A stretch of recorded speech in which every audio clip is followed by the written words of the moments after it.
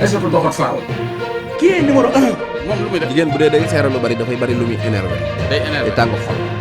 fii ngay gis grâce à Sonko et ses pastefiens moo fi ñëw jël ñu créé ay charlatan ñuy jaay ay garab ay nebedaay ay xamalan tàngam ñun leen ñi chroniqueur ñu ñëw toog bu ñëwee lu ñu chroniqué Sonko baax Macky Sall ba bari na kuy tàng xol. Waaw. boo ko laajte woon dafa am problème mu constipation. Waaw. day tàng day tax nit day énervé day tàngal deretu nit.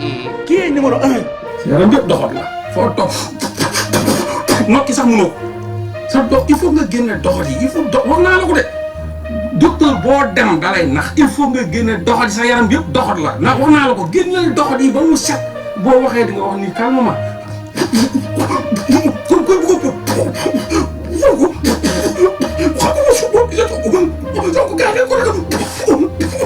doxat yi ñoo bëgg a génn dafa fees yaram bu bëgg a génn ci génn te doxat mu génn ci gémmiñ doxat ci tuun lay génne essayer ubbil sa tuun gi tuuti doxat yi wàcc